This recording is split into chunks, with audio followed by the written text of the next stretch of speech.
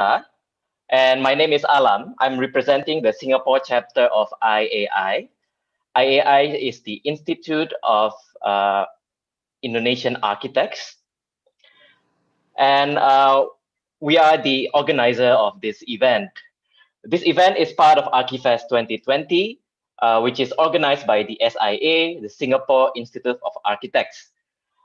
First of all, I would like to say thank you to SIA and Archifest team for inviting us to collaborate for the second year in a row, making sure that the various and diverse communities within the architecture community in Singapore working together hand in hand to tackle many issues we experience in our built environment.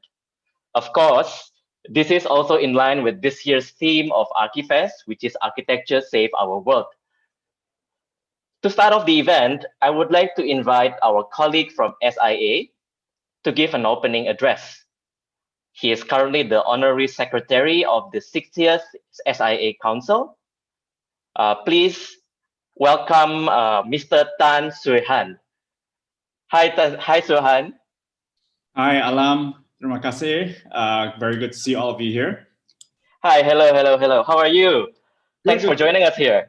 Yeah, absolutely. Looking forward to the forum and the amazing speakers and moderators that we've lined up for today. Yeah. So please, if you have something to say about before we started off this event, please, the floor is yours.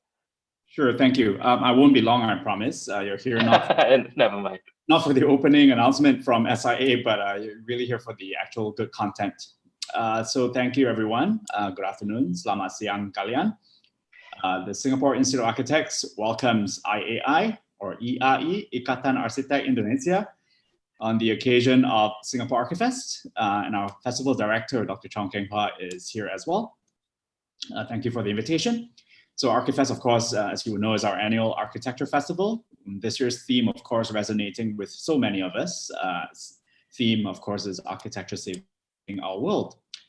So SIA and IAI have a long history of collaboration, exemplified through ArcAsia, the Architects Regional Council Asia, and also more recently, the Four Nations Initiative with our friends from, of course, Singapore, Indonesia, Malaysia, and Thailand as well. So we actually work together with the architecture institutes from these 4 countries to organize programs that include the Live Design Discourse, which is a program for young architects and students to explore an urban problem and come up with solutions. So in better times, we'd actually be moving or traveling from one city to another in each of these 4 countries in coming up with urban solutions. Well, that is not to mention the many companies that also operate in Indonesia and the many Indonesian architects and architectural assistants that we do have in Singapore. So collectively, we're building up, I think, for the good of the region. SIA is committed to reducing the impact of construction of our environment. And to that end, we have just released the SIA Green Book, which contains 7 EDGs, environmental design guidelines, that are fashioned after the UN SDGs, the United Nations Sustainable Development Goals. This, we hope, can extend to the region, and we'll be most happy to have IAI partner us on this initiative as well.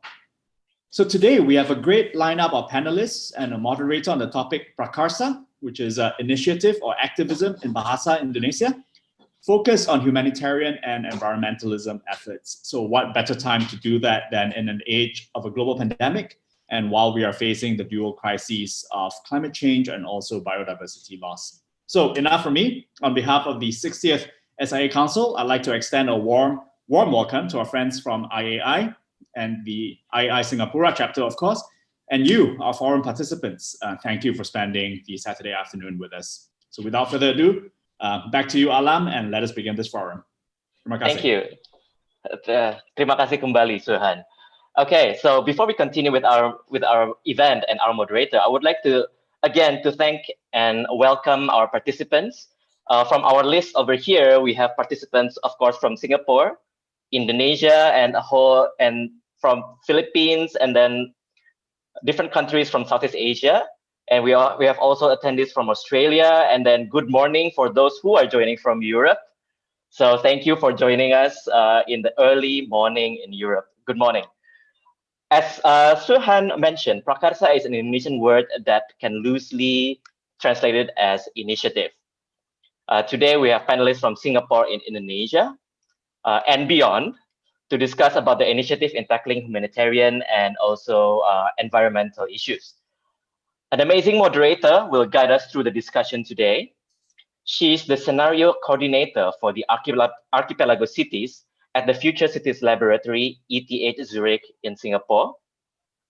Trained as an architect and urban planner, she obtained her PhD degree in urbanism from Delft University of Technology in the Netherlands, and also have 2 master degree in conservation of historic building towns and social cultural anthropology from Catholic University in Leuven in Belgium. Without further ado, I will welcome our moderator for today, Dr. Devi Sari Tunas or Sari. Welcome, Sari. Well, thank you, Alam. Well, thank you first, Alam and Suhan, for the introduction. Hello, everybody. A very good afternoon, and it is really an absolute pleasure for me to be moderating this exciting discussion today. It seems that we have more than, we have 90 participants on the line from all over the world. So this is very exciting for us to have this many people getting excited about our topic and our discussions. Okay, let's start. So, all right. So to start off to kick off the event, then without further ado, the floor is yours, Sari. Okay. Please. Thank you so much. So the topic of Archifest this year is architecture is saving our world. And this is really the main theme of Archifest 2020. That's such a big claim. Is it really? And if so, how are architectures really solving the problems? So facilitated by the EIE and the SIA, we are joined here today by inspirational panelists from Singapore and Indonesia. And they are what we call the architectivists or architects artifice. You know, I'm just making up word here. Or those who are employing architecture as their avenue for humanistic and ecological activism. So their works range from alternative materials, post-disaster responses, and sustainable housings and participatory planning. So with this, I would like to offer a warm welcome to our participants, panelists. They are first Randy Aditya Wahid. He's coming from Parongpong Recycled and Waste Management. I believe he's here. So we have Ronald Diaz Hartantio from Mycotech Lab. We also have Diandra Pandu and Mirza Harahap from Sekolah Indonesia Cepat Tanggap. We also have Mia Irawati and Stephen Cairns from the Urban Rural Systems Group from the Future Cities Laboratory in Singapore. We also have Lim Masulim from BioLiving, and we also have Larry Young from Participate in Design. Now, today, we will discuss their motivations, what inspired them, and which strategies they adopt to upscale their initiatives and to get the necessary buy-in to implement their idea and eventually achieving the desired impacts. How do they do that? So we will discuss this all, of course, within the context of the architecture as an avenue for the ecological and the humanitarian initiatives. At the end of the discussion, we hope we might inspire you to embark on your own missions or maybe support the existing ones, learn a trick or two on how to bring forward your ideas from our panelists, and eventually enrich the discourse of architecture activism in Singapore and beyond. And a note to our audience, we will have a Q&A sessions towards the end. So please prepare your questions and send your questions over, and our colleague from EIA will curate the questions. Okay, so now we can start with their introductory videos to understand a little bit better what they do exactly to save our world. So now we can see the video.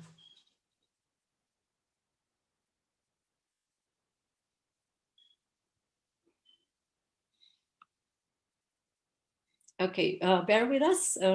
They are going to play two series of video. First 3 will be from Mycotech, second one from the Urban Rural Systems on the expandable house, and then the third one will be from BioLiving.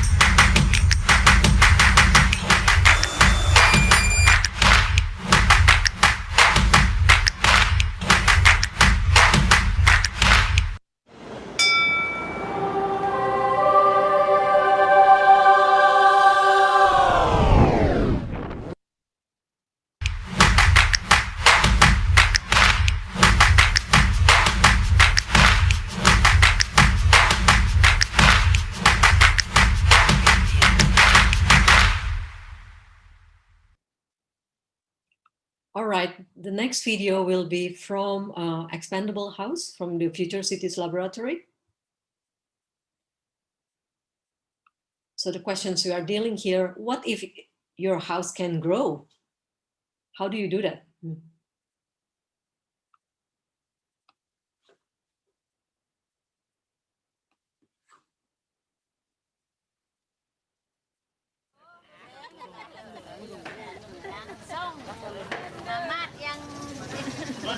Oke, Korea. Ya. Cincong. Kali, Mbak.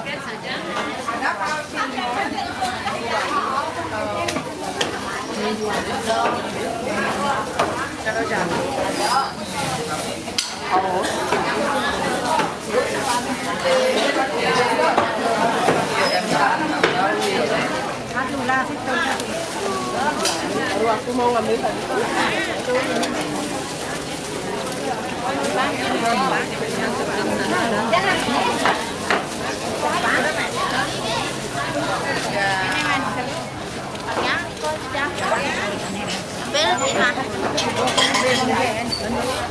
Ketegar sayur weh.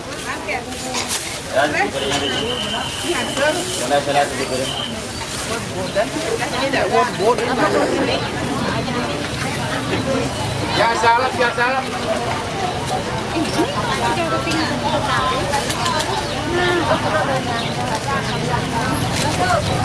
Jamu mah.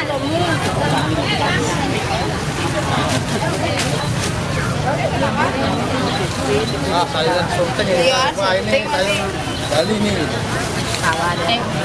Ayo semua maju.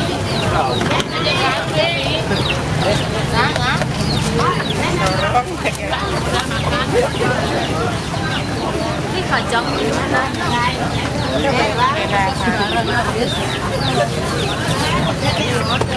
Waduh.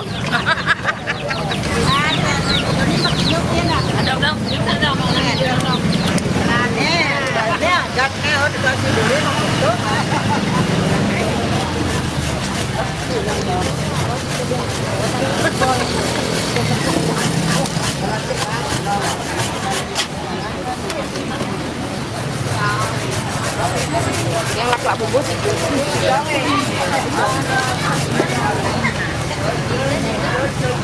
Mana banget dong.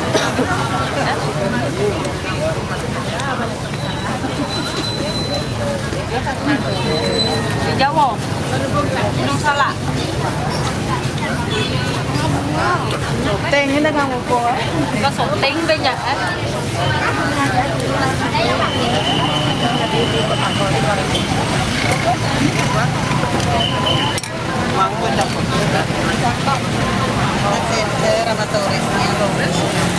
Cantik dan mulai telur.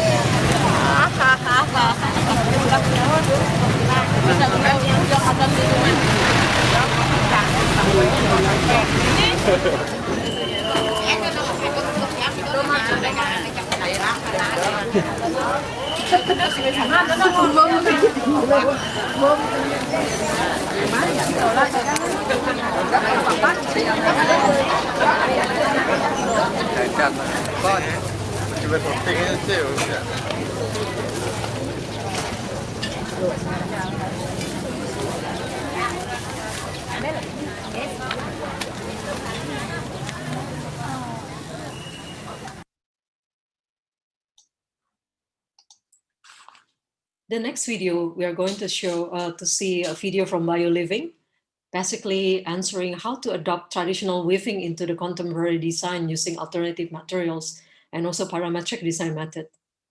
This is from Lima Sulim.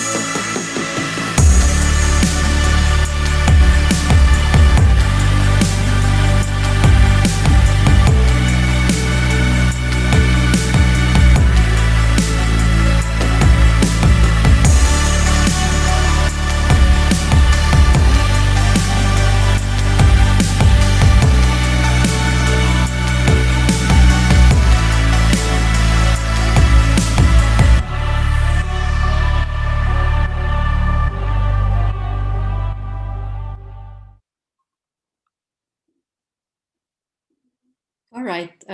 Thank you so much, Alam, for showing the videos. We are going to introduce the work of the remaining 3 panelists after this, but here I would like to stop for a while. And I have a couple of questions actually for Stephen, Mia, Aldi, and Lim from both from Mycotech, Ruba, and BioLiving. So we have seen the videos, and actually there are a lot of things that probably you wonder, and there are works that is coming from behind the wall of the research or the university, and there are something also coming from the business perspective. And I have a questions first, maybe for Stephen. We know that your work has been touching a lot about the issues of the rural and urban transformation. And this is with the work with Ruba or Rumah Tamba, you're actually piloting this work in Batam, which is really in a brick mortar, so to speak, and really to make it in real life. So when is really the turning point? What made you decide to embark on this piloting work in Batam? Yes, thanks for the question. Can everybody hear me? Yes. Yeah. Yeah, well, three answers really, 2 quite serious and 1 a little bit more frivolous. The main thing is maybe people don't realize for people who live in Singapore that Batam through the second decade of the 20th century was the fastest growing city in the world. Right. Quite incredible. So it's really moved from being a relatively small and sleepy fishing village into being a substantial component of the regional economy, especially around industrial manufacturing and heavy manufacturing. So for us, when we first arrived in Singapore, of course, we were doing a lot of work in Singapore, but we were also interested in the way cities relate to each other, the way they relate to other cities in their own network, complementary forms of economy, but also to their own hinterlands, quote unquote. So Singapore famously is a city with no hinterland. Right. Of course, we disagree with that. Of course, as soon as you go across the border, there are many kinds of hinterlands. And if you take the perspective from Batam, you might also think that Singapore is a hinterland for Batam. So there's a kind of very interesting relationship between the 2 cities. So that drew our attention, incredible speed of urbanization that's going on there. And then secondly, of course, you can't do the kind of research that we're doing unless you have strong local partners who really are interested, want to work together. So people like Pak Azril, some of the Bapeda colleagues there were very important. And then the local colleagues, Mia will tell you more about the land where we worked, but that also is very, very important. And then finally, most trivially, it's only 40 minutes ride by ferry, and it's a very pleasant place to do research. So that was also very important for us. Right. I think it's very exciting that you have this willingness to bridge really the research to the real life, because people who are working in the research and academia, sometimes there is this little kind of disconnect, right, from whatever you are doing there and how to translate it in real life. I'm sure there are so many challenges in, dealing, the negotiating with the local partnership and how to make it really, really possible to implement it. I think it needs a lot of tweaking as well, right? Yeah. I mean, the exciting thing for us, why it's so exciting to see these clips and our other colleagues on this panel, is that we are trying to do research in the medium of design and construction. So we're not just writing papers and doing theory. We want to try and do it in the medium. And that's quite difficult to do for the reasons you say. You have to have willing partners. You have to have people interested, both in Batam, but also in our own lab. So Mia will tell you much more about that. But I think the medium of research is very important for us as well. Okay. So I'm now going to move to Aldi from Mycotech. So whatever you're doing here is actually very interesting. You try to grow your own building material and also other kind of materials. I know that Mycotech has been dealing with creating building materials in terms of all these blocks and bricks, but as well now you're embarking on work that is developing a kind of synthetic leather that is made of mycelium. And that is all very exciting. So I was wondering actually, what is it that really makes you, reach this turning point when you say that, the local source or the sourcing of the local building material that doesn't cut it anymore, that people really have to do something. So I wonder, Aldi, what make your group really, do this at specific point in time? Yeah. So we always see Indonesia as an agricultural country. We always see agricultural country as Indonesia's like main potential. So we really wanted to make an agricultural related product. So in 2012, actually, we started our journey by creating Growbox. Growbox is a DIY mushroom kit that you can grow anytime and anywhere. But why mushroom? Because I myself, even though I wanna jump into agriculture, I don't have any like experience to grow things. In middle school, I tried to grow beans and it didn't work. So I need to make sure that the thing or the plants that we grow is actually growing. So why we choose mushroom? Because mushroom is really adaptive. They can grow like in any condition, in any ecosystem. They can grow even on our body. So yeah, that's really adaptive. So even though like so during World Architecture Festival in 2012, when I was like working on video documentations all about the event, we smuggled so many grow boxes to Singapore and like do market validation in Singapore directly and sold off all of it actually. And we did grow box like for another like 2 years and gained quite some of a profit from it. And by indulging ourselves in the world of mushroom and agriculture, we learned more about mushroom, and we found out that mushroom is not only can act as a food, but also they have like plethora of applications. So we read this book by Paul Stamets, a mushroom professor, called Mycelium Running. Paul Stamets said that mushroom can save the world. So they have like many applications from terra remediation to water filtrations, even to materials like building materials and other so on. So, and also we get the inspiration from Indonesian traditional food tempeh, because it's basically the same concept, and we try it with agricultural ways and bind them with mushroom mycelium. Okay, that's very exciting. I mean, you got this inspiration from tempeh. I mean, who would think about it, right? I think I also know that Stephens in your Ruba project, you're also piloting some of Mycotex material right, in one of the level. And I think it's very exciting to see all this synergy from different initiators. Yeah, we're really proud about that.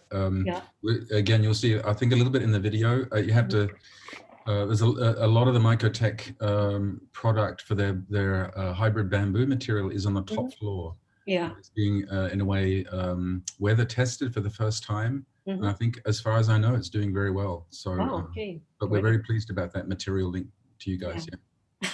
So perhaps when the pandemic is over, all our attendees maybe can make a visit to this Batam project.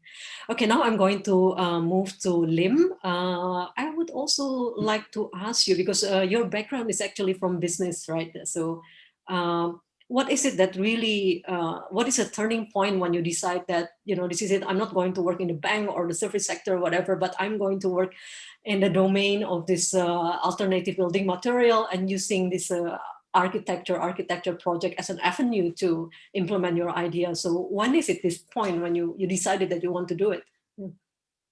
Yeah, before I start, I want to quickly thank SIS Archifest event for inviting us, and want to thank Alam for the IAI program.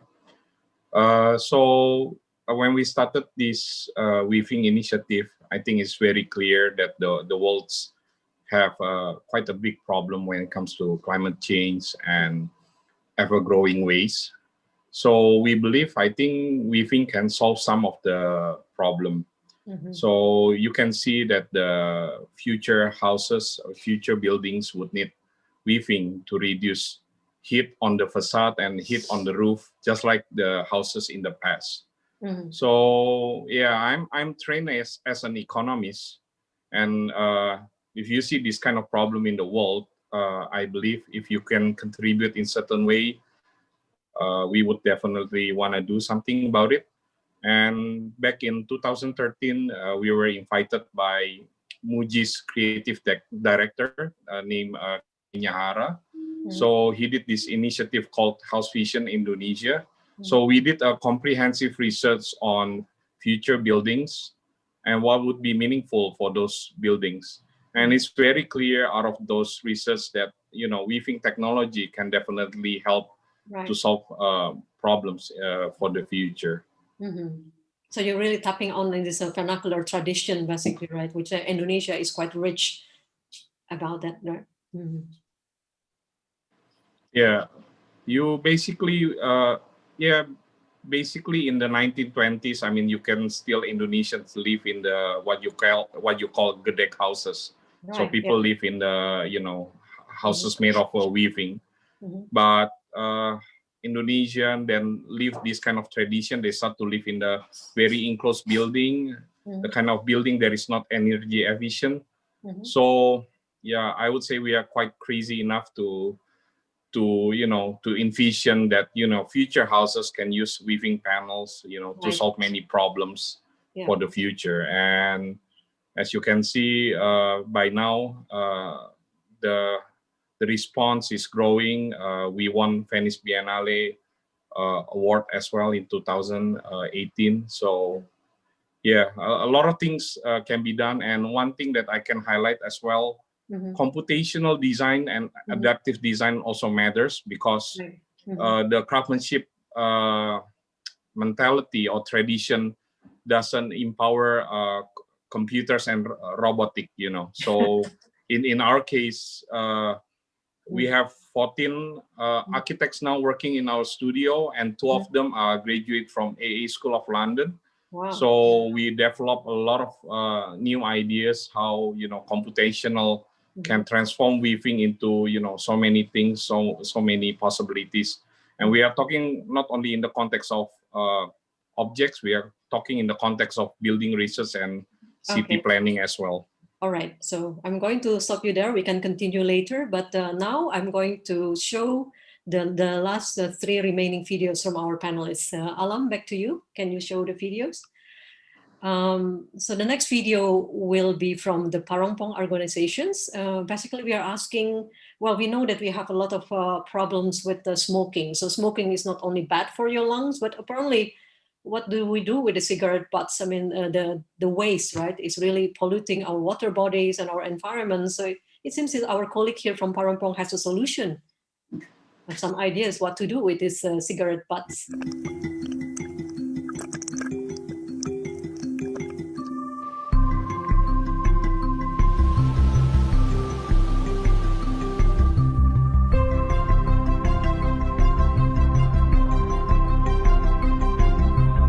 Halo, saya Randy Aditya Wahid, saya founder Parongpong Recycle and Waste Management. Tidak ada yang namanya sampah, yang ada adalah material yang belum terpakai dan belum terrevitalisasi.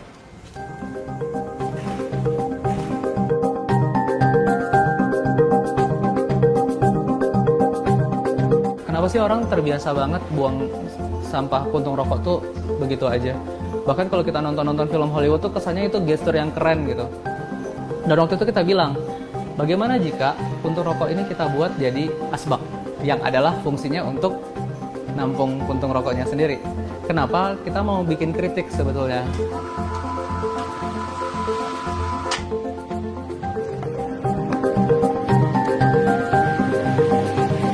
Jadi hydrothermal itu dia punya 3 prinsip.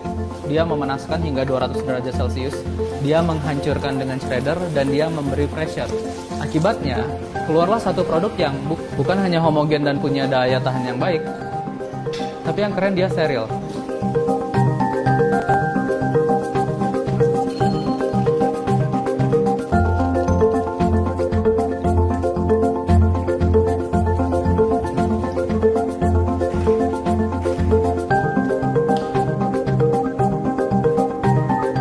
Jangan pernah bikin bisnis untuk monetize problem. Karena kalau kita monetize problem, persis. Kalau saya dapat uangnya dari sampah, saya akan takut sampah selesai. Saya dari awal prinsipnya adalah bikin bisnis untuk solve the problem. Great. Okay, the next video will be from Sekolah Indonesia Cepat Tanggap. So how do you deal with providing school and education in a post-disaster situation? So this is what the next video is all about. From Diandra and Mirza.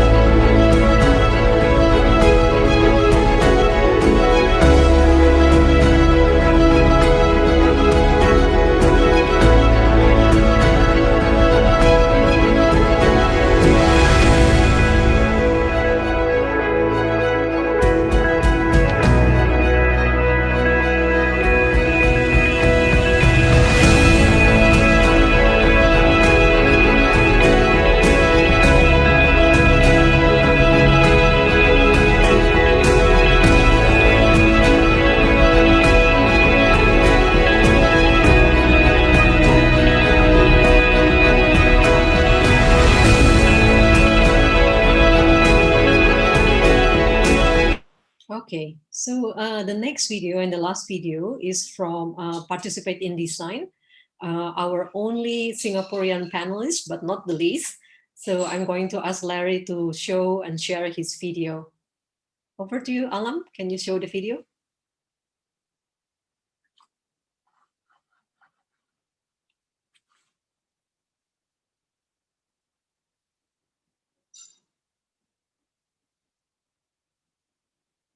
Okay, maybe we need a little bit. I think this project is actually a very interesting from the point of this participatory planning in the context of Singapore. We know that participatory planning or community participation is actually quite a big thing in Indonesia, but in Singapore it's actually quite a unique context. So I think it's very interesting to see and to learn how PID, Participate in Design, start with their initiative. And Larry is now is the executive director of PID. Do we have the video? Now 150 ideas in 3 minutes. Participatory design is very much linked to the culture, the social politics within the city.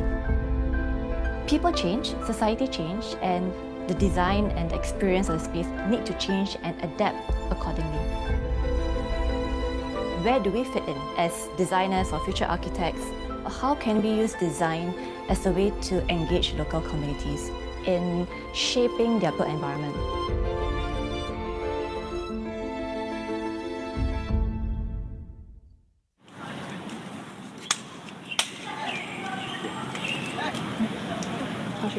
So my name is Miza. I'm Jen. And we are from a non-profit design organization called Participate in Design. So we are a team of architecturally trained designers where we help neighborhoods and public institutions to design community-owned spaces and solutions. Yeah. We were both students in architecture school at the National University of Singapore. That's where I met my co-founder, Jen. Both of us were not really interested on what design is, but what design can do for the larger community. In Singapore, where people are used to the top-down approach in planning, there's a lack of ownership in the spaces of their built environment. There is a very strong reliance on the government to solve problems for us. It kind of resulted in, we don't need participation, right? Because the government is going to do everything for us. We really want to kind of renew a sense of belief that every individual in the community have something positive to contribute to the design process. It's really about changing the mindset of everyone coming together to collaborate as opposed to just being the consumer.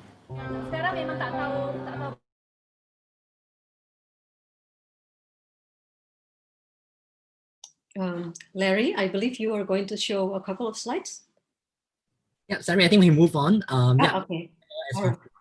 Okay, so then I have a couple of questions for Randy, Andra, and Larry. And basically, I'm also going to ask about the turning point itself. So for Randy, when do you decide that you really have to do something about the cigarette butts? Is this there is something that you see or personal experience, or was there any nudge from the environmental group that really decide that you're going to do this, Randy? Thank you. And first of all, a very quick thank you for everyone who invited me. And Parampong is actually focusing on residual waste. So as we know, cigarette butt is one of the waste that people tend not to talk about because they don't know what to do with them. And the treatment system is not available on a large scale. So for me personally, I really don't like smokers.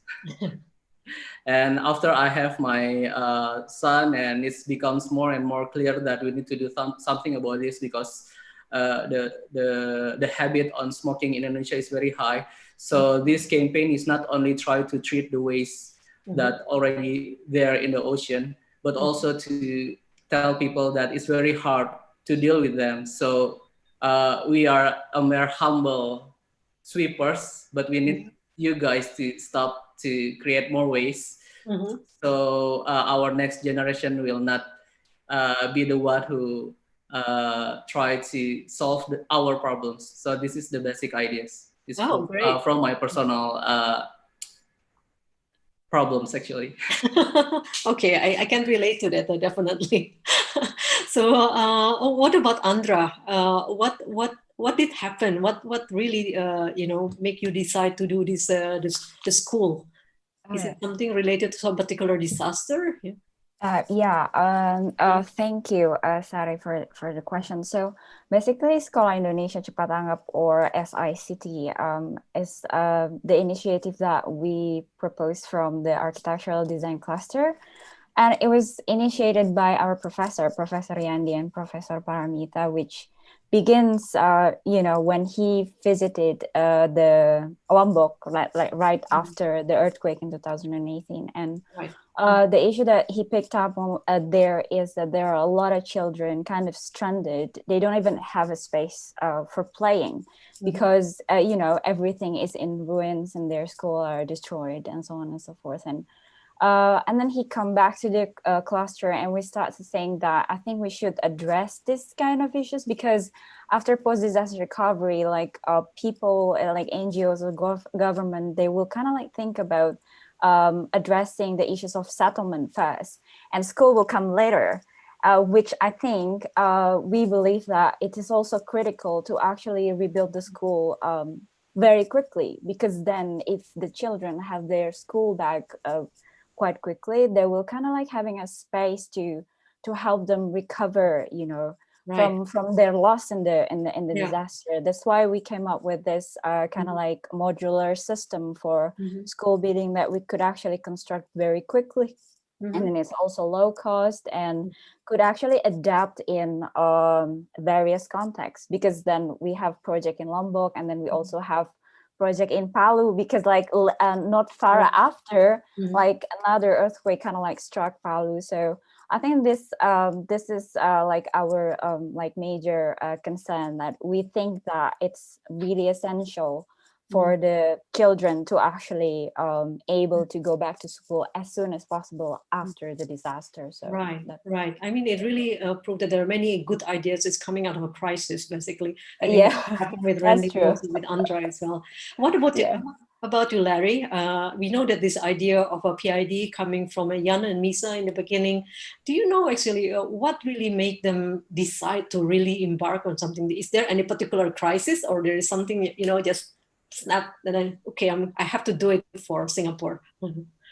Yeah, thank you so much, Sari. I mean, of course, hearing from so many wonderful speakers from Indonesia, I think many environmental issues that your country is facing. But in Singapore, although we look like we have no problems, but I would say that in terms of social sustainability and human sustainability, the whole within a society, I think it is something that we are still working very hard to build on. And like the video have said, and our founders, Misa and Jen, have mentioned, we do have a very serious problem here. We're such a good government. People are, so reliant on the government, but when things really happen here, we don't really have that ownership. And I think in terms of design of spaces, nobody talks about it. There's no opportunity to be part of the solution. So I think we really want to bring that, that whole notion of participation, that whole, the whole idea of, you being your own solution, you being able to be co-creating with us into the Singapore society, so that anyone, can be part of the solution. You don't need to wait for architects or government to, work on things. And I think that is very important.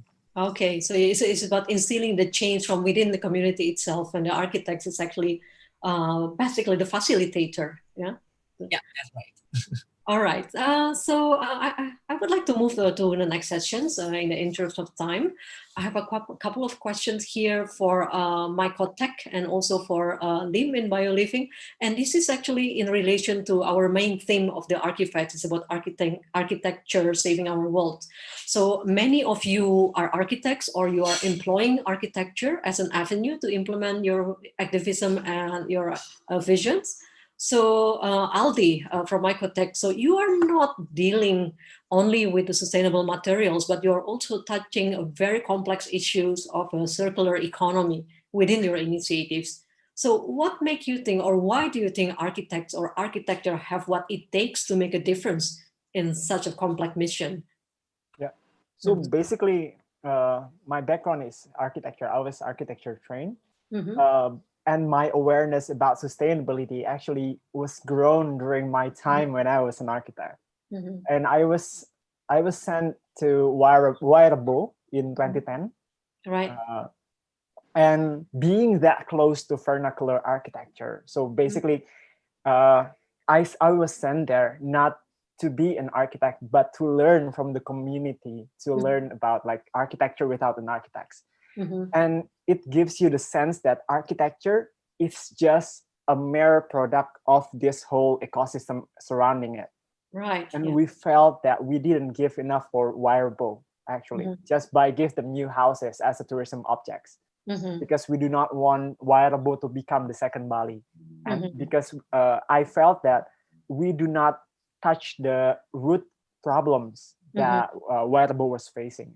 So we created actually another project called Wairebo Power to improve their coffee quality and open up new market and gives them like a sustainable energy.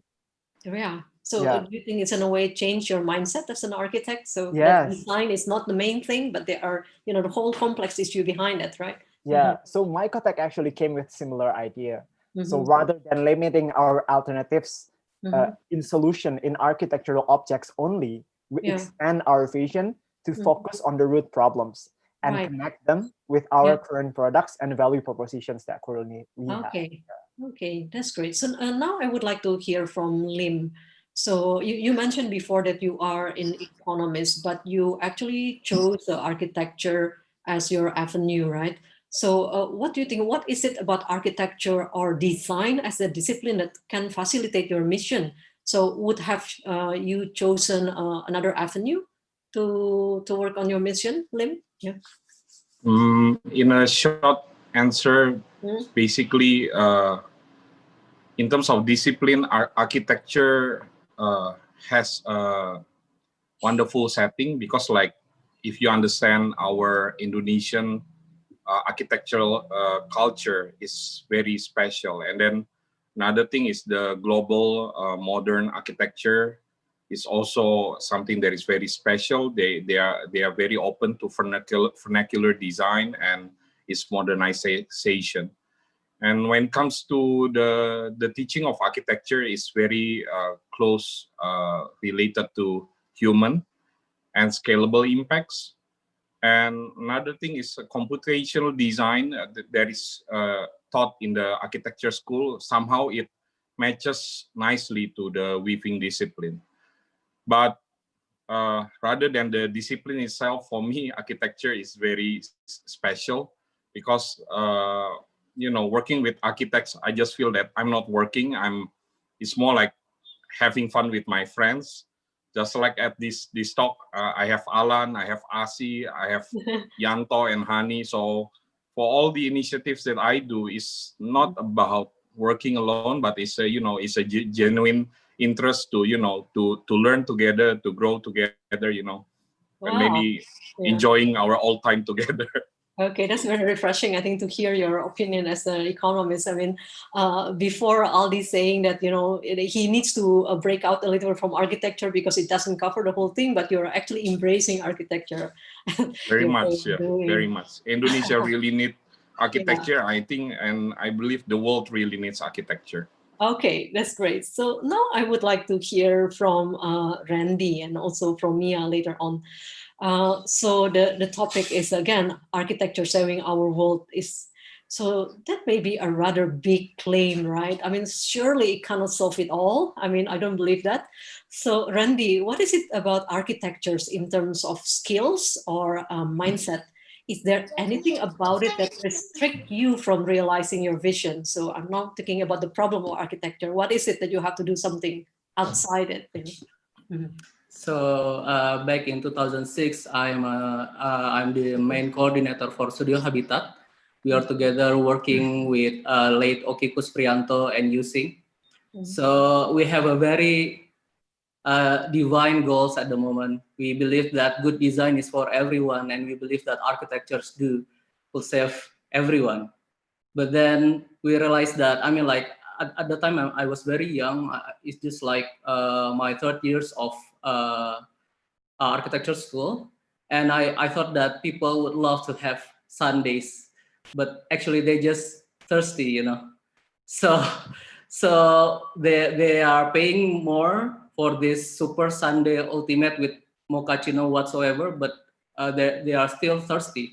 So at that time I realized that, oh, actually architecture alone is not enough for me if I really want to do my ikigai. I really believe in ikigai, something that I love. I'm good at it, and it's good for everyone and actually making money. So in 2007, I met a very cool architect. His name is Frederick Silaban through Modern Asian Architecture Network. So we are the first group to study Silaban in 2007, and I read one of the letter that he sent to the, I think, government at that time. He said that, my name is Frederick Silaban, I'm an architect, but I'm not an ordinary one. And this sentence really put a very big impact on my life later on. So in 2008, I'm taking my master degrees in business and administration. Right. So if people ask me, Randy, are you architect, or you are entrepreneurs, are you like researcher? I always told them that we need everything to solve this really big problem. It's not only about waste, but it's about sustainability. And sustainability is defined as how we consume at this moment without making problems to the next generation. So yeah, I believe that architecture is still the core, but we need more skills and more people to solve these complicated problems. Okay, that's very wise words. So now I would like to hear from Mia. So with the expandable house in Batam, you are dealing with a very complex issue which relates only not to house design, but it's also you're touching upon about the issue of household economic progressions, or how the building can grow, the house can grow. And you're also tackling about the type of housing typology that might work for the urbanization of the rural community. So, I mean, obviously, this is a very multidisciplinary approach, very complex. So how do you think architecture is restricting you from implementing your ideas? And so what is your take on this, Mia? Thank you, Sherry, for the question. But I would like to highlight first, I agree with you. It is a big claim that architects could solve many problems in the world. But it doesn't mean architect keep silence and also allow everything runs as a business as usual. Sorry for architect who work for capitalists. No, this is just joke. So we cannot allow everything runs as a business as usual for the future of the world, because architecture is one of the sector which is actively involved in the development. And then we realize that many sustainable concepts which claimed by architects and planners have not been fully implemented yet in sustainable manners, seriously. And then we could see from how developmentalism minded and its driven measurement on the market have become underlying approaches of development for decades. So the result in environmental destruction, rapid agricultural land conversion, and people eviction. So therefore we have scrutinized mindfully to develop the concept step by step in many aspects, including building materials, as well as the implementation of a sustainable settlement as the attempt for contributing a better world.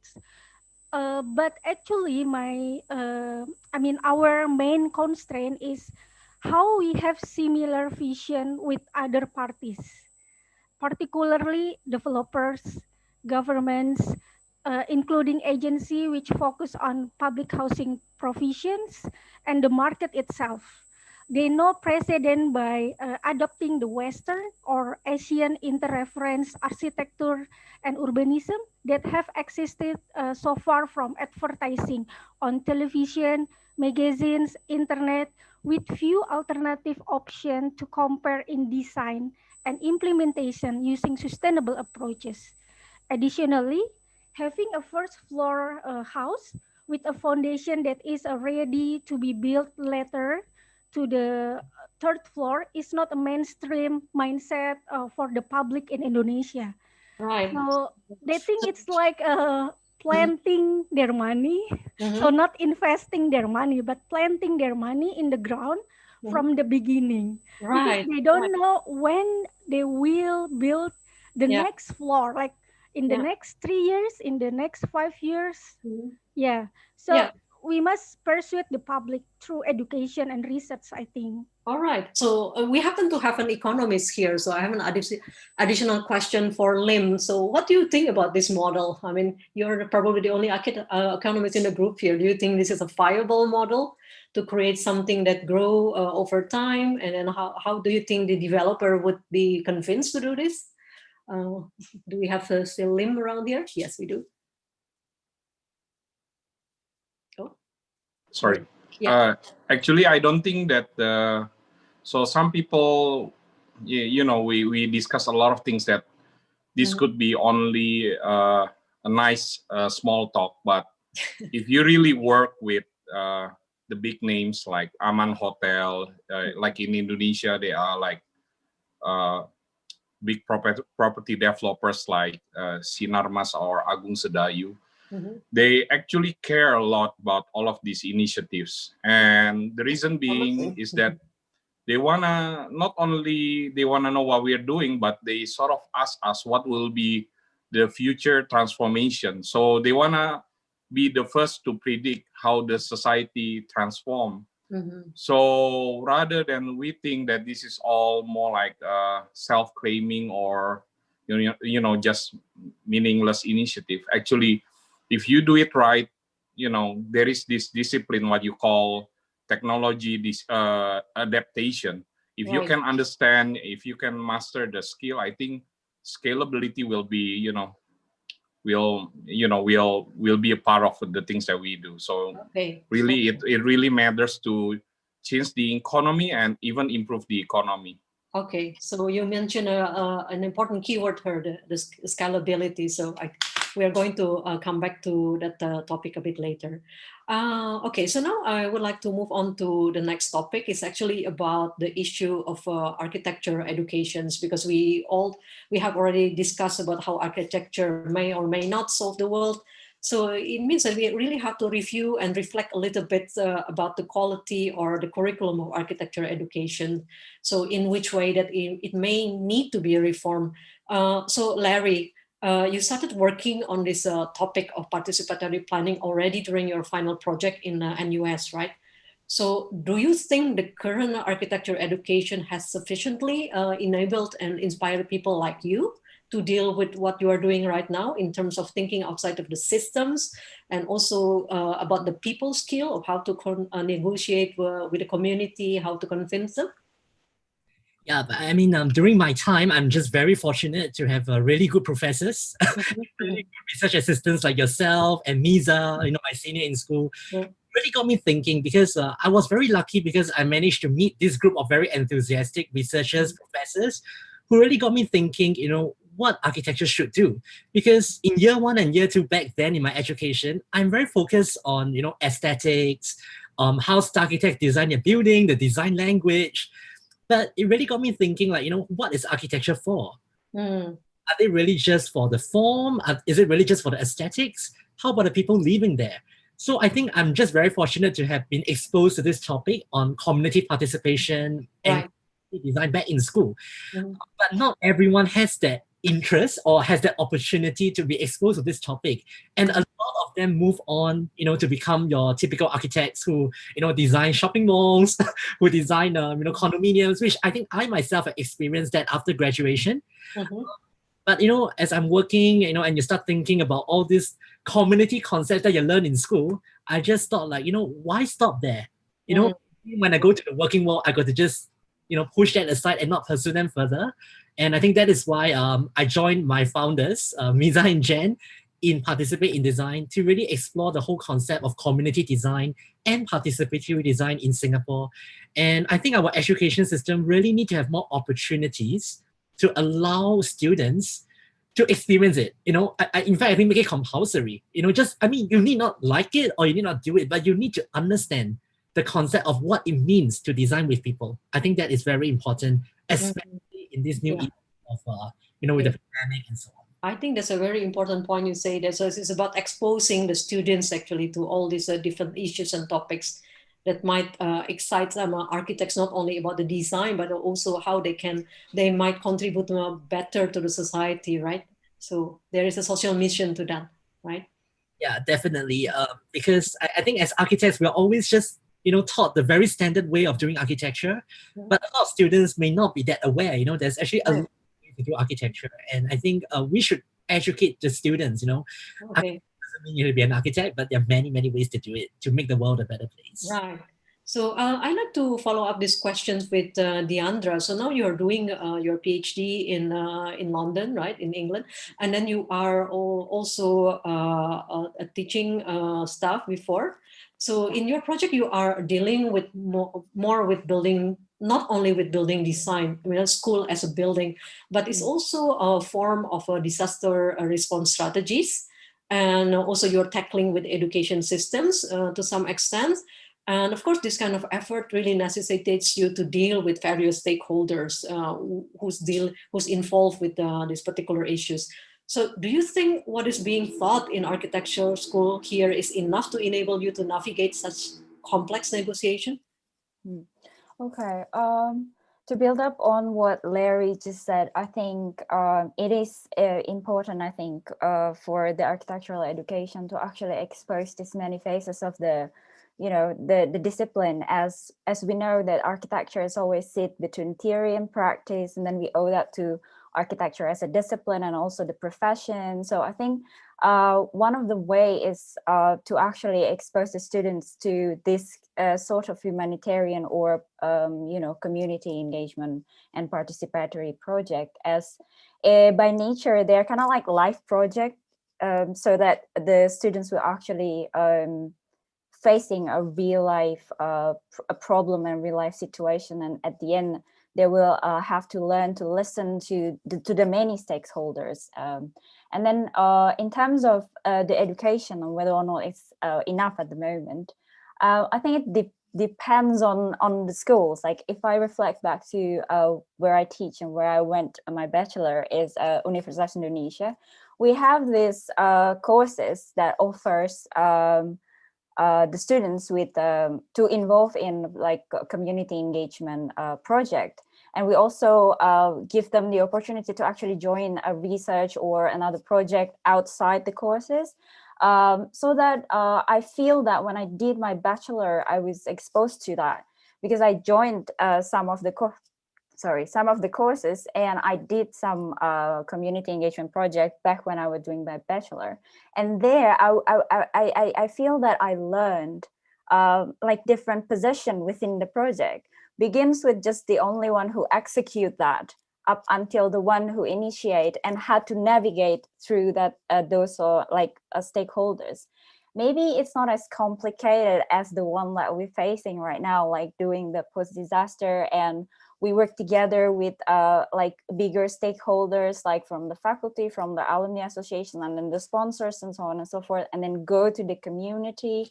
But I got a sense that when I did the project back when I was a student, that was the case when you are going to the community. And those stakeholders will kind of like having a different interest to your project.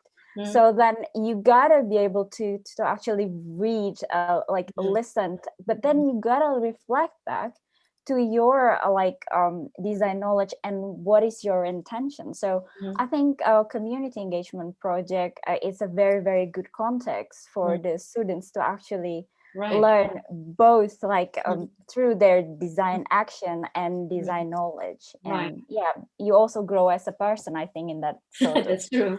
setting. I think to add up a little bit here, because we have an architecture professor actually within our panelists. Stephen, you're still there? So maybe you can give us your perspective about this, the state of the architecture education. So do you think that something needs to be reformed?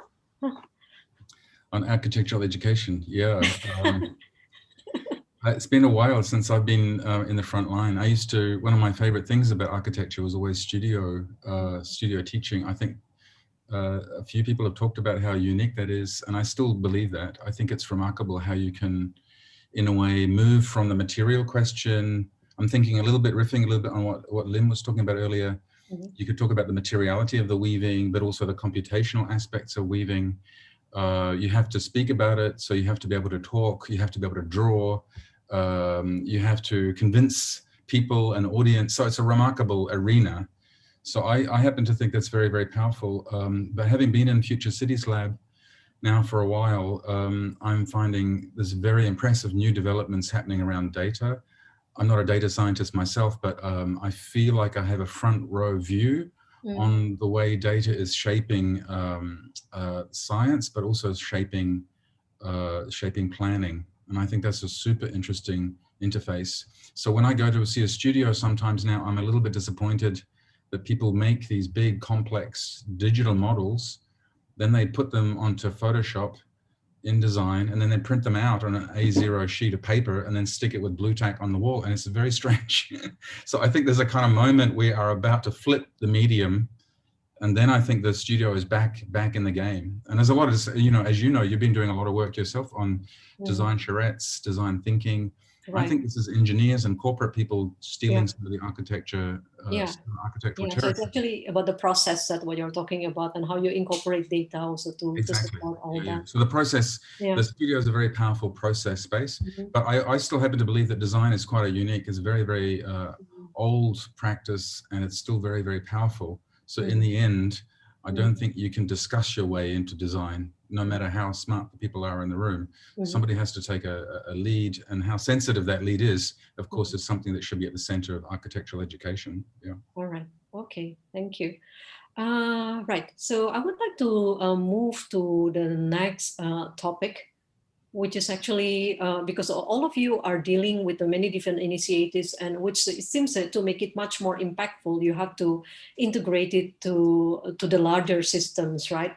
For example, that Mia and Stephen working on housing, and then Andra and Mirza working in educations, and waste management for Randy. So I mean, I would imagine that for all three of you to make an impact, surely you need to be integrated to the existing systems, right? So whereby you can instill the change from within. So how do you plan to do it? So, or if not, what are your strategies, and how do you push to reform the existing system? So maybe we can start with Mirza.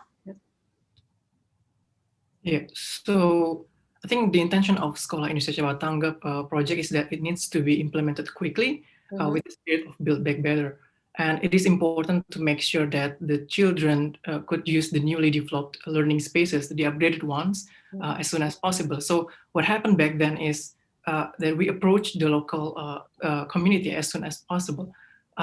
We also approached them directly, and by taking such route, we were able to build the schools quickly as intended. And what we got from there is some kind of ripple effect, actually. So the schools that we built somehow became exemplary schools in that local area, and the schools in the surrounding areas somehow they visited the schools and even the local government as well, and they learn from the design and they try to implement what they learned to their schools. And in 2019, the project received the Future Arc Green Leadership Awards as well, and for institutional category. And this kind of give us publicity to a wider audience and kind of amplify that ripple effect. Until early this year, if I'm not mistaken, the Ministry of Education also took interest to our project, and they actually invited our initiators, Professor Yandi and Professor Paramita, and to engage with the team where we can discuss and plan out about how the future schools in Indonesia should and could be. And we are currently, we are currently exploring the possibilities of how the school design could be implemented in Indonesia by exploring the locality, exploring the possible learning space, and so on. So basically, just from the small intention and act to response to a disaster situation somehow brought us to the center of the top policymaker circle. And I think that's how we really see this as our opportunity to reform existing systems. Yeah, okay. So it's actually about creating all these linkages and then negotiated with the policymaker level, right? Which later on to buy this buy-in at the top level. So yeah.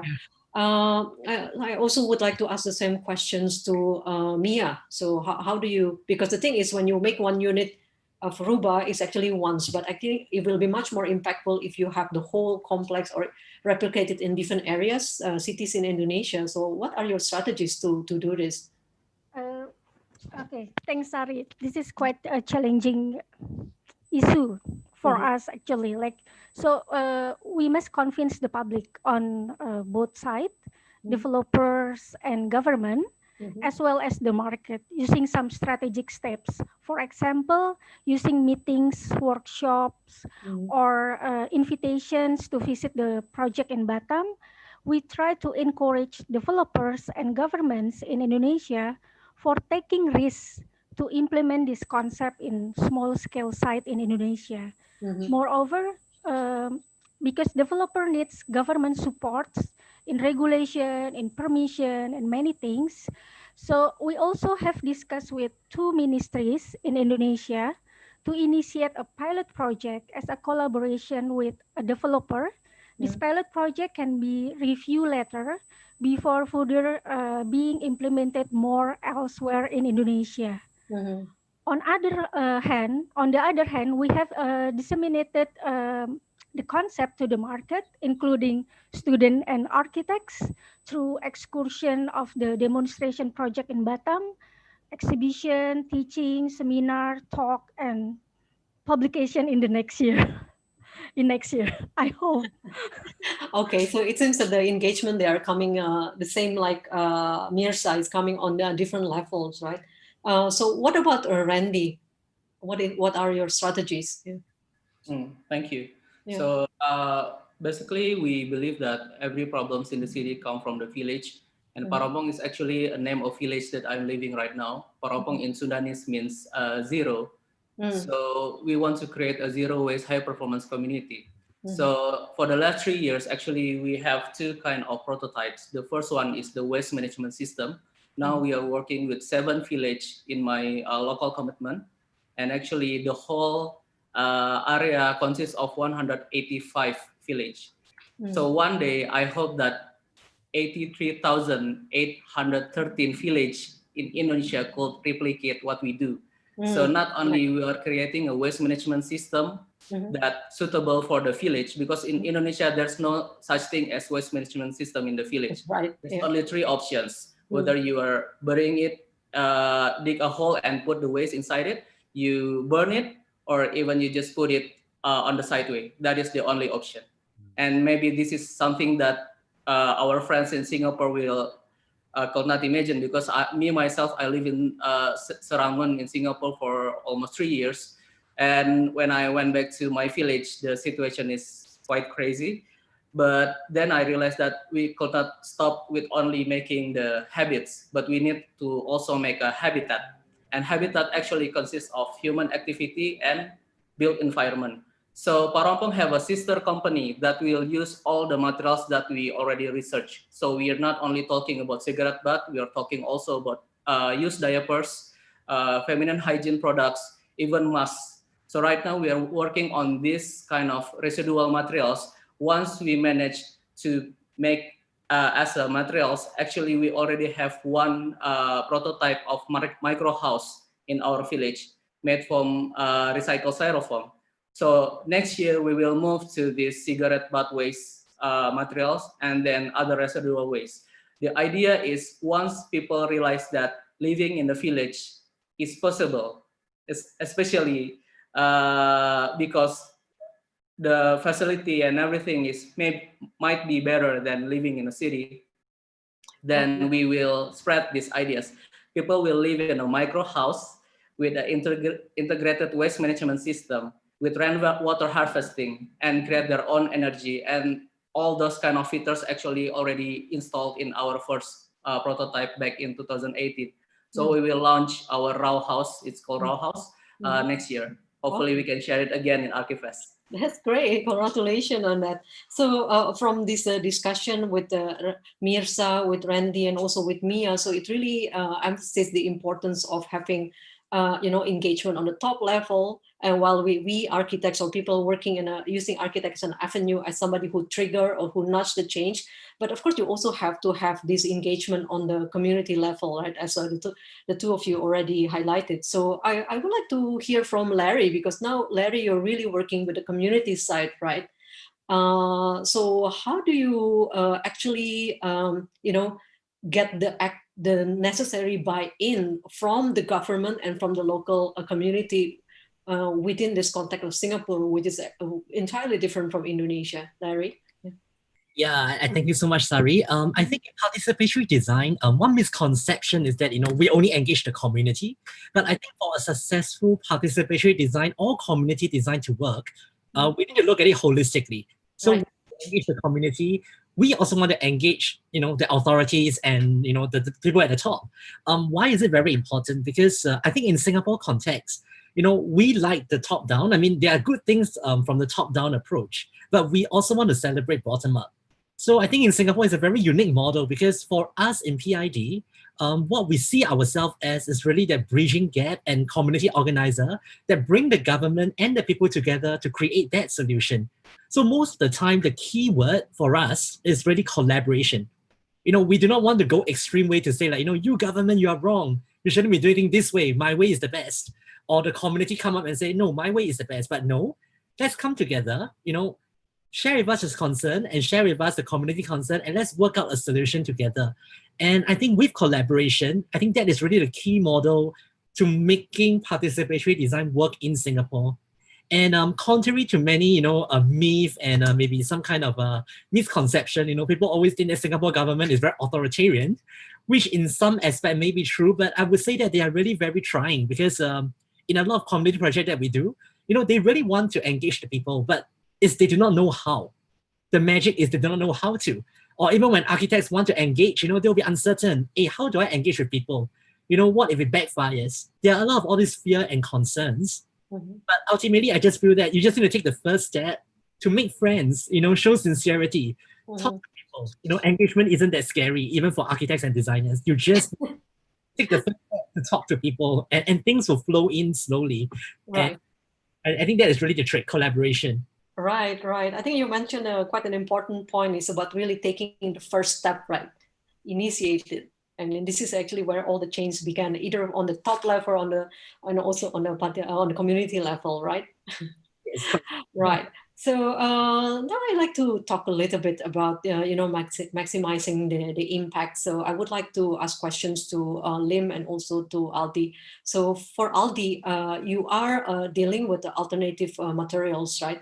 So what are your strategies to upscale your production to achieve the impact that you want? Because of course, when you're producing all this material on a smaller level, probably the ripple effect is really not as significant. So how do you actually maximize the impact within your initiative? Yeah. So currently, we have 3 patents for all of our products right now. So by becoming a pioneers, there's an ups and downs, because this is a really novel product. We do not have any benchmark to be followed on. We do not have any standards. So we have to find our own standards and become our own benchmark. So if like creating a business right now, you have to just follow a good agricultural or a good industrial practice to be followed on, but we don't have any. And that's where we are trying to do right now. So we are currently focusing on standardization and optimization of the materials itself. And regarding the markets and on production side, Indonesia have a lot of potential, because as you know that Indonesia have a lot of agricultural waste. We have like 120 million tons of unused agricultural waste every year, and we can tap into that. We actually have been signed an MOU with one of the largest pineapple plantation in Indonesia, and we'll utilize their waste to scale up our capacity. And scale it up to like 1 million square foot next year. Wow. But for the market itself, we actually not aiming for Indonesian market yet. Because as you know that Indonesian market is really price sensitive, and there is they are Indonesian market mostly like late followers. We do not have any early adopters in Indonesia. So what our strategy is, we will go to more influential markets and more sustainable, mature market first. For example, like Japan, Singapore, and all around in Asia, like New Zealand and Australia first. While we ramping up our capacity, and when we have that economics of scale, we can get both affordability and also high profitability for us. And then we come back to Indonesia. Okay, so you're starting the trend actually from outside and bring it back. That's actually quite an interesting strategy, right? So I would like to hear is from Lim. So your list of clients are very impressive, I have to say. So you work with Kengo Kuma, with OMA, and also Urquiola. So they are all very prominent architects and designers who are probably more keen to try something new, more avant-garde. But how do you reach out to the wider audience to shake up a more traditional market? I mean, what do you do to convince, like, you know, a normal auntie and uncle who wants to probably build their house? So what do you think about it? In terms of positioning, we are known as a studio that is very strong for customization. So really, it's not the problem whether we are working with, you know, Kengo Kuma or OMA, to the points to uncles and aunties, because basically we are just doing what they really want, but in a sense that we sort of make their dreams come true. And so that's also a part of scalability. If you can customize what you can do to solve different kind of problems in many kind of countries, then scalability comes. And I want to point out a few things about scalability. Actually, Larry brings up a very, very important points. I think scalability is about strong contemplation how the future will change, and this is about the society. So you have to imagine how the society changes time by time. So you need to be walking with them, and you need to imagine how to create or to solve their problem time by time. And it's once we know what we're gonna do at certain period of time in terms of ideas, then I really suggest to work with those game changers. I mean, by working with those game changers, you can create a ripple of tipping points, you know, and then you can see a lot of change in the society. And data mining, just like what Stephen said, and education plays a huge important roles. And in my case, BioLiving also helps initiative of schools that that try to adapt transformation in the pedagogy, and at the same time we are thinking about the possibility to support or invest a free tuition school, free tuition architectural school. So in summing it up, I think it's very important. You need to master the art of adaptation, technology adaptation by the society. Right. Okay. Is there any response probably from Randy, from Andra and Mirza on this topic?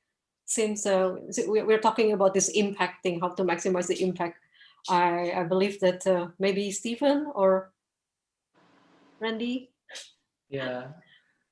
Thank you, Palim. I totally agree. I mean, like, for me, myself, because I'm living in a cities, my dream is to make a lot of networks and business. I'm sorry, I'm living in a village. So my dream is to make a lot of network and business with friends in big cities or even cities in Indonesia, and then maybe make a worldwide impact. And actually, this is quite funny because our governor Ridwan Kamil keeps saying this kind of statement: tinggal di desa, bekerja di kota, rezeki mendunia, katanya gitu, something like that. So yeah, I really believe that discussing with the key person, change maker, is something that we really looking forward. And I can see that everyone in this screen is someone I really love to work together with. Great. I think this event is already making an impact, this, the necessary networking we have to do. Okay, before I move to the next session, is there any final remark? Sorry, I can't see everybody. Yeah, I just wanted to say, I really love your project, Randy, and I can't wait to talk more details. So I'll come back to that later. But okay. I think this big question is very interesting. This kind of last point about impact. In our case, we've been using these 5 principles, and it's interesting because we're all, as architects, we're all used to thinking about Le Corbusier's 5 points, right? So when 5 points for architecture is now over, close to 100 years old, and yet it became a universal way of defining architecture coming out of a technological and urban experience of Europe. So there's a European example, a European experience, not only of living, of technology, but it was generalized around the world. So any architecture school in the world, maybe not now, but until recent past, you would have to learn Le Corbusier's 5 points of architecture. So Pilotti, the free ground plane, I've forgotten whatever, a free facade, a roof garden. And I think we should collectively aspire to maybe universalize from the perspective of where we live. I know Singapore is not the same as Batam, is not the same as Indonesia, but we're all inside a kind of tropical, rapidly developing, rapidly urbanizing area. So we often think about our own principles, not only as relevant to Batam, we hope that they're relevant to Sinar Mas and those kinds of big city making agencies. But I think we can also speak back a little bit more to the global discourse from the perspective where we have now. So I think this is a really exciting discussion about local experience, but I think it has much broader relevance as well. Yeah. I think all the discussion finally, linking back all the local and then the city level and even the global level. I particularly find it very interesting from Aldi that you really start the change from the global trend and bring it back, just to get the necessary impact. I think it's quite a strategy to talk about. Okay, so in the next session, since we are now within, the context of the pandemic, and then it seems that from what everybody is experiencing nowadays, that there are a growing awareness of the significance, the importance about sustainability, resiliency, how to make a better built environment, more livable city for everybody. So all of you in one way or another have been working on this area, in different domains. So what do you think, how do you think your initiative can contribute to the reformation of city design and planning in the context of the pandemic? So I'd like to start from Mirza. Yeah, okay. So about that, I think we can see pandemic as a disaster as well, right? I mean, it requires an immediate response. And pandemic situations demand us to provide emergency spaces, which needs to be constructed quickly. I mean, hospitals suddenly needs more spaces and so on. And our project could actually be positioned towards such situation, since the project explores modular design, which could be replicated to various contexts and to be constructed as quickly as possible. We can utilize this to respond to the pandemic situation. We saw that the units and that we designed could be extended to other functions, such as healthcare facility. So back in February and March, when the pandemic started to really get our attention, we further developed our units and our elements and components in our design from the school design and turn it into emergency isolation space design. I mean, we do exercise and we try to reconfigure how the classrooms units can turn into isolation units, and we evaluate, we reconfigured, and actually it's possible. So I think it's back again to whether or not we want to take the first step to and brave enough to make innovation and make a contribution. Right, right. Okay, so what about you, Stephen? In which way do you think that your initiative can contribute to this reformation of the city design and planning? Yeah, one of the big debates that emerged very quickly around COVID was the role of density. Right. Yeah. Of course, that was a huge discussion in Singapore and in the United States as well. And there it flipped between a kind of New York, sort of a critique of New York and high density, and Los Angeles saying, hey, we're in the suburbs, this is a better way to respond to COVID. Of course, data has quickly built up around that, and it's not so clear that density is directly related. But nonetheless, I think the big question of how do you handle density, I think it's still widely regarded as a very important aspect of sustainable cities. Even if we're thinking about a kind of rural agropolitan framework, we can't just allow and have sprawl destroy productive landscapes. And I think we've got lots and lots of examples today about the fertility of the soil and how especially important that is in Indonesia, at least. Yeah.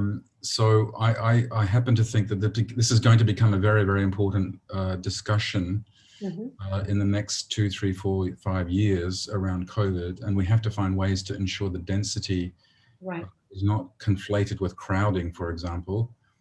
For those of us who live in Singapore, we know that the migrant workers here were really subject very badly to to outbreaks of COVID.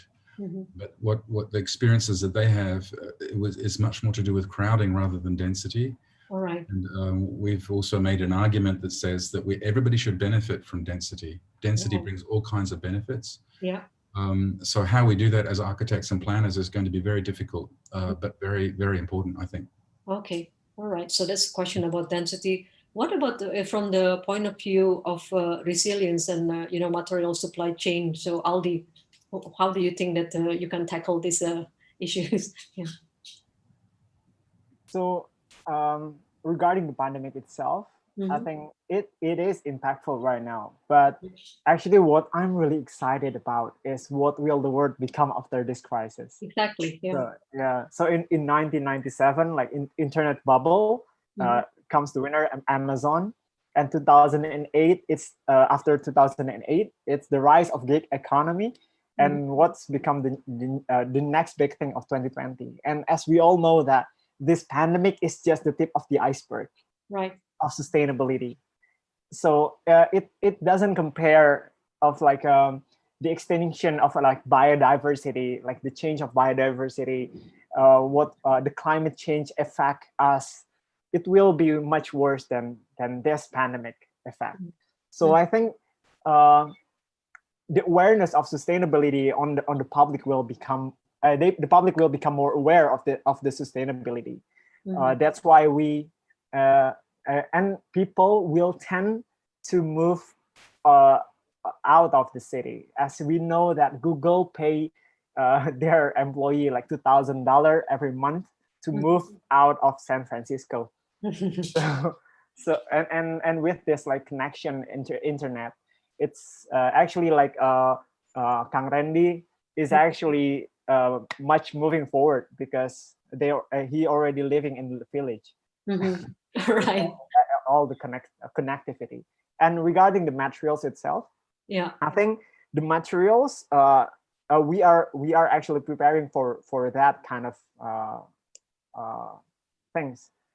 Because people are actually, all the brands right now in the world are looking for sustainable alternatives, mostly not only in architectural, but also in fashion.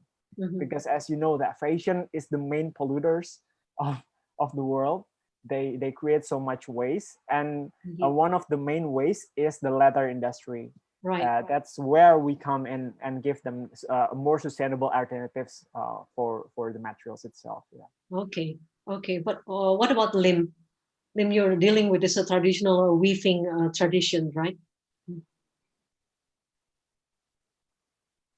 We can't hear you, Lim. Oh, or maybe we start with Larry first in terms of this community role. Yes, sorry. in terms of, I mean, the pandemic, as you know, right, we have all this social distancing and closing of public spaces. I think really caused a big strain on public life and even the whole notion of public engagement, right? So I think where PID really come in during this pandemic really is to rethink, you know, how can we still do engagement in the future if a pandemic happens? Right, yeah. How do we even go about, you know, rethinking all these public spaces? Because I mean, we are social animals, right? We cannot assume that all these public spaces will remain like that forever.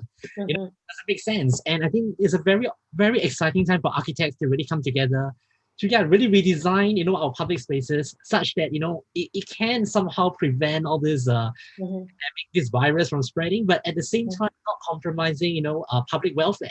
So it's not just about being a livable city. I think as in Indonesia and also Singapore, it's about thinking of making lovable cities. Right.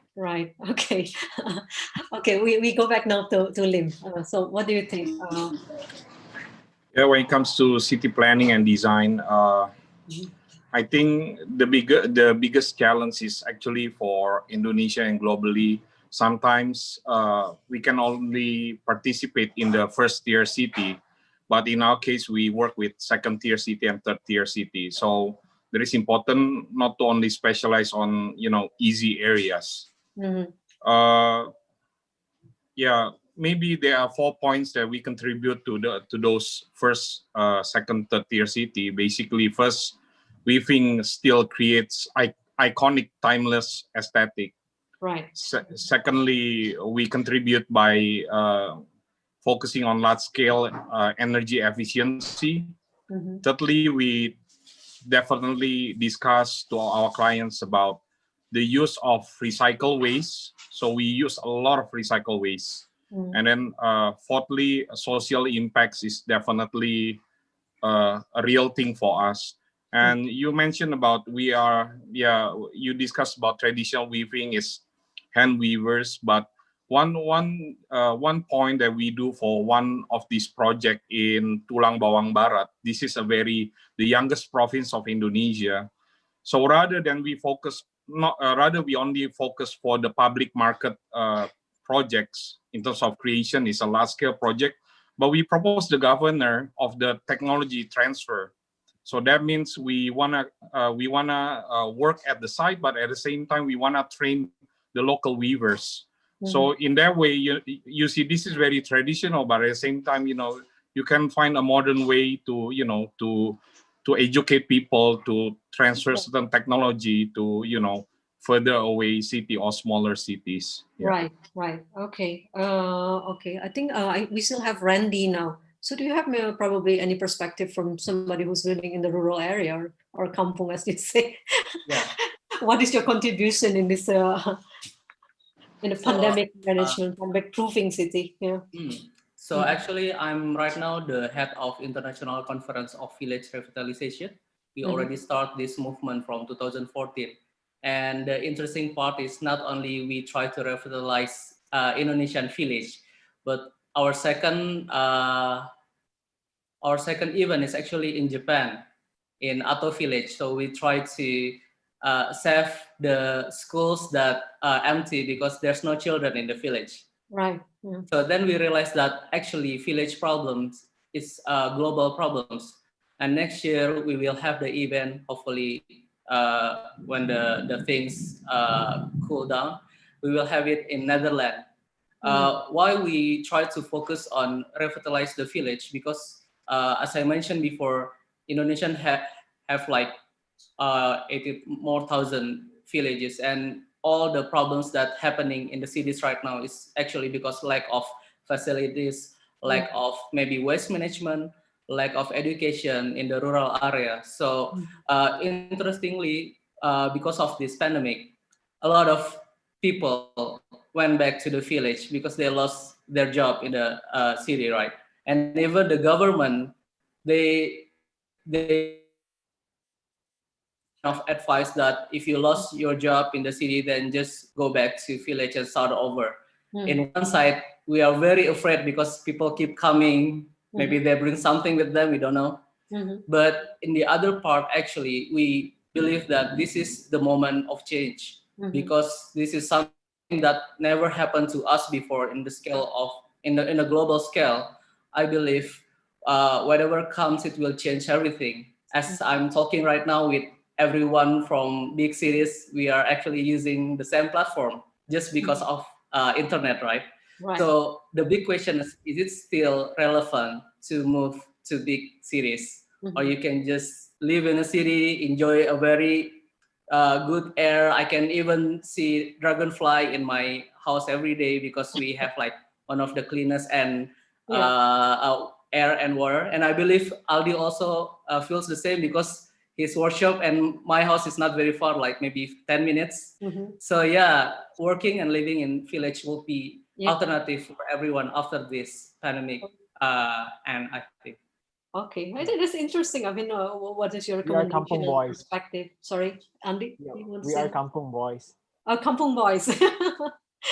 Right. I think it's very interesting that you have a different perspective angle in stating what is your contribution in terms of the pandemic proofing the city. But I think in the bigger overview, it seems that it's really underlying the importance of having a more sustainable city, whether it's socially and economically, and to have a more livable building environment so people can live more at ease.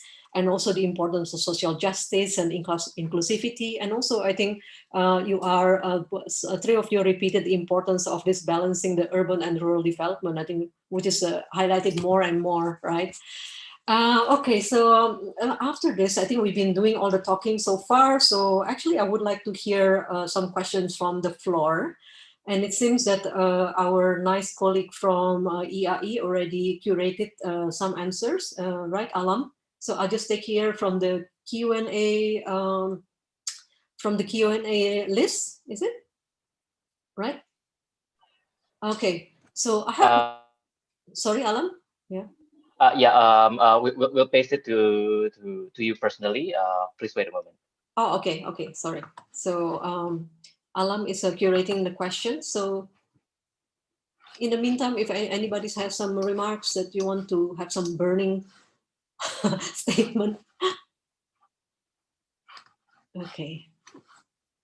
I think we will have around 15 minutes more. We have Q&A, and after that I will do this concluding remarks.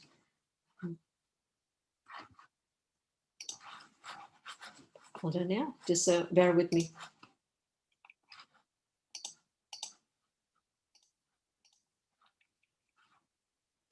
Okay.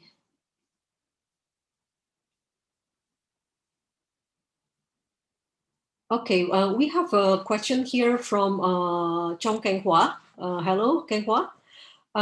So he would like to know how all of you challenge the norm to see users not as consumer, but as a co-producer. Oh, hold on, there's something. To see a user not as consumer, but as co-producer, and waste as new eco-material, and tradition as new economy, and certainly not business as usual. So some of you touched upon the education reform earlier. So what would be a new course that would you like to introduce? Okay, that's a second question. So I think the first one is about how you are challenging the norm to see user not as consumer, but as co-producer. Maybe I'm going to pass this question to Randy. Randy, do I need to, yeah. Yeah, so I'm actually doing a couple of business in sustainability. I have a houses business and also fashion and also food. So I want to share with you that one of our business right now is called Bird Greens. It's actually a plant-based restaurant. So we are the first and only at the moment when we open in Bandung, 100% not using any kind of meat. And the challenge is actually, it's really like, people in Bandung, they just want junk food. They love to eat baso, like meatballs on the street. They just want to, they don't care about like environment or health issue at all. But again, because of this pandemic, a lot of local business using the same approach of plant-based keeps coming in, and they are doing a very good business.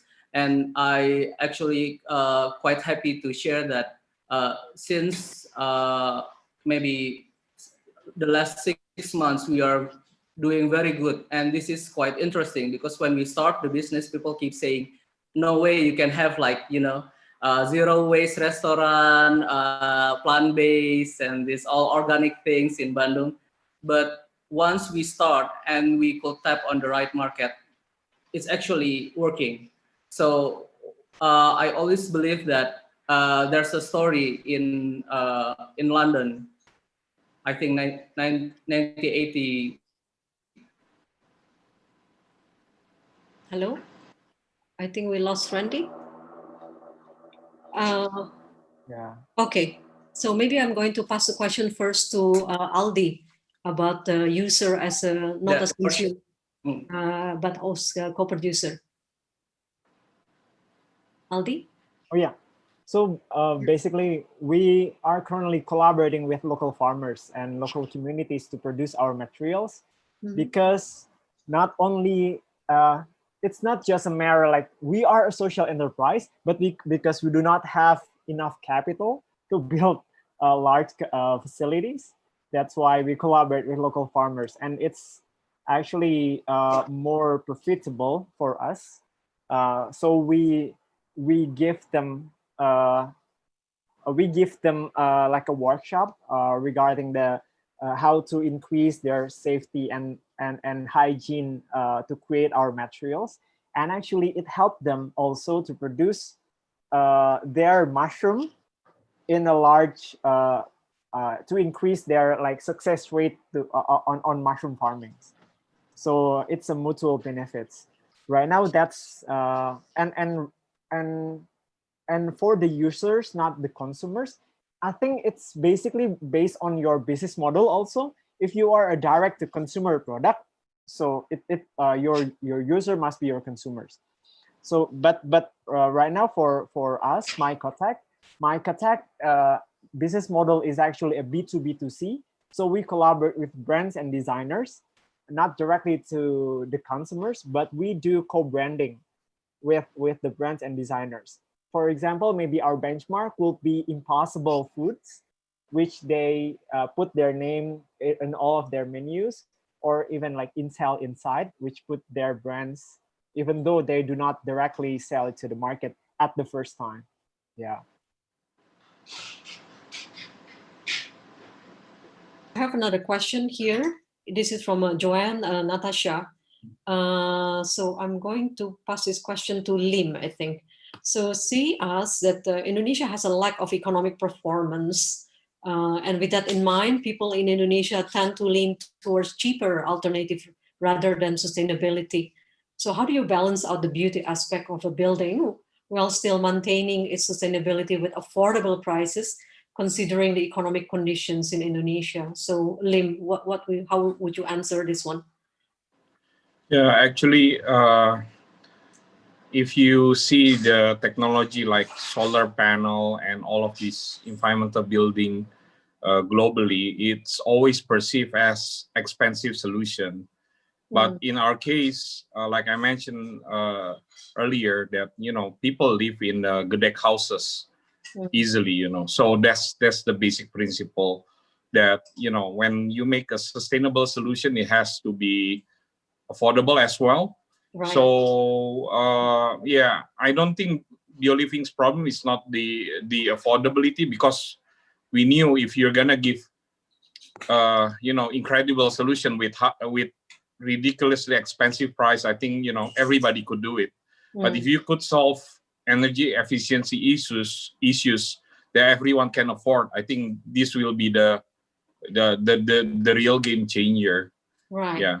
So it's actually about the economies of scale and how to make this solution is also logical, right? Financially for the people who use it, right? Yeah. And actually, in fact, to our part is we are given the other question, which is why are you selling it so low? I need a more expensive application. So again, it doesn't mean that you sell affordable. It doesn't mean that we are not suited for ultra luxury project. So you still have to balance the both condition. Yeah. All right, so I have another question here. It's actually back to Keng Hua. I'm quite intrigued by his questions. So he said that we initially discussed about the architecture education reform. So I'm going to pass this question to Stephen, the professor.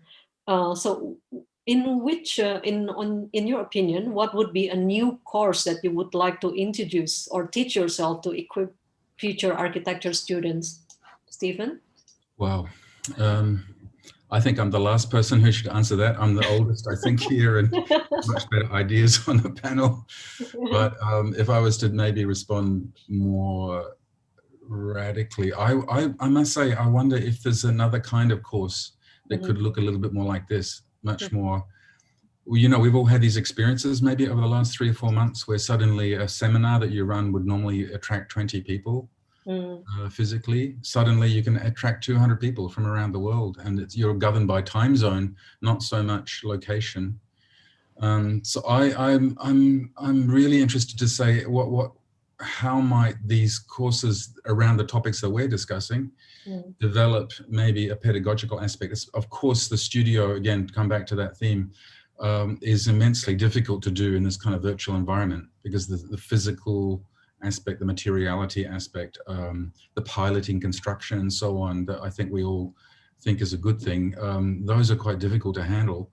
But I must say, I personally think some kind of hybrid relationship would work, and in which case I wouldn't say, I don't want a course, I want the whole school. And the whole school should be universal, and it should be based on a kind of Wi-Fi access logic with maybe localized sites, which are to do with kind of materiality in each different situation. So you'd have some kind of cyber-physical relationship. That sounds very nutty maybe 6 months ago, but now I think it's almost the norm. So that's where I would go. Right. I have, moving to another questions. I'm going to pass this to Mia. So this is something related to the urban-rural context. So this person, Henry Codito, asking, in the context of the urban and rural relationship, how important do you think aligning your efforts to the government goals? So how do you do that?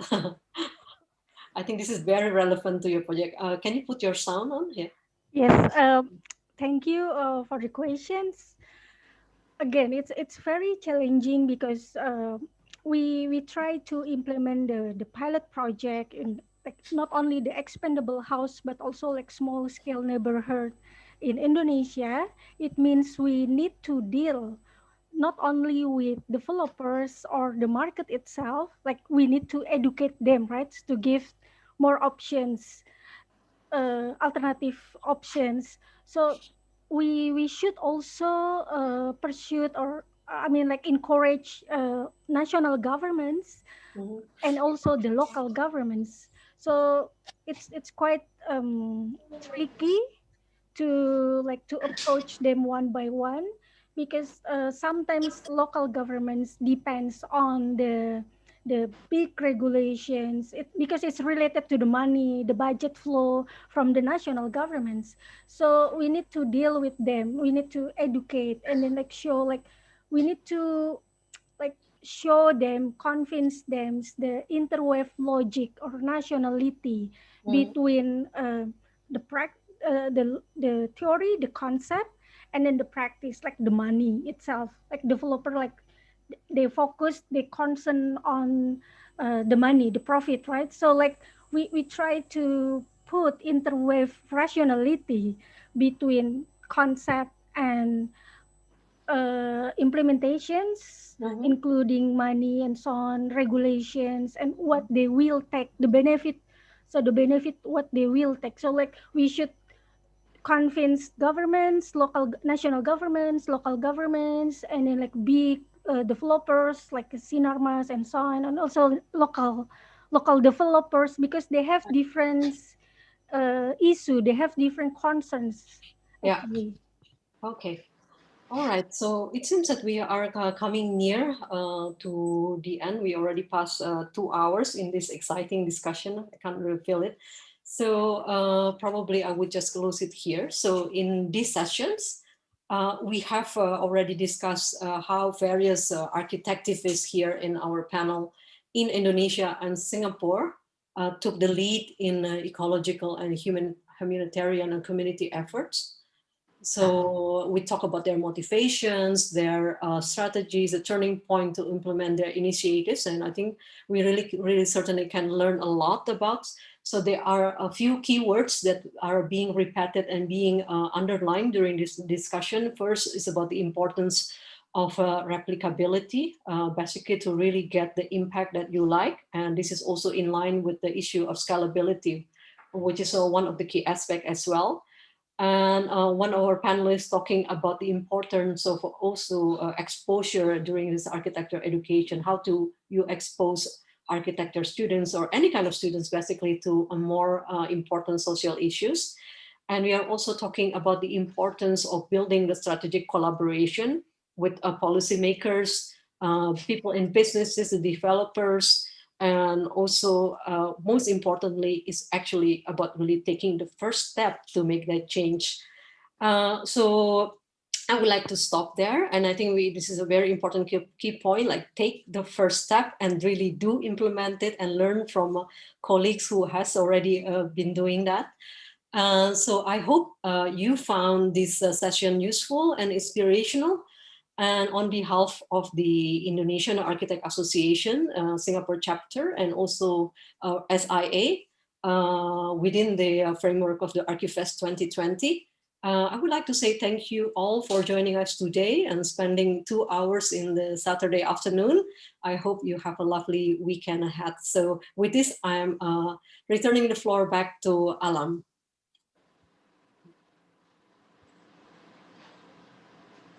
Hello. Sorry. Can you all see my video? Yes. Yes. Okay. Hi. Thank you, Sari, and thank you all the panelists. And I will invite Suhan back as well. Hi, Suhan. You can turn on your videos. Hi, guys. Yeah. Hi. Such an interesting discussion. What do you think, Suhan? Absolutely, absolutely. I think there's definitely a lot of opportunity for more regional collaboration. We've seen how in Singapore, through the work of Larry and Participate in Design, as well as all the amazing panelists in Indonesia, how real change can actually happen. And it doesn't just sort of limit it to, again, community work. There's inklings of how it can infiltrate into corporate as well as capitalist work. As it were as well. And I think because Larry or another panelist who rightly brought up that, participatory design isn't really about just the community, right? It's about having the right mindsets. And I think that is a great lesson, I think, for this afternoon and indeed for the entire year for me. Yeah, I think we are all agreed that it's a very fruitful Saturday afternoon for all of us. So again, I will close this with thanking everyone, moderator, panelists, our colleague from SIA, our colleague from IAI who's organizing this event, and also last but not least, our great participants with their questions and also staying until the end of the event. Thank you, everybody. Happy weekend, stay safe, and goodbye.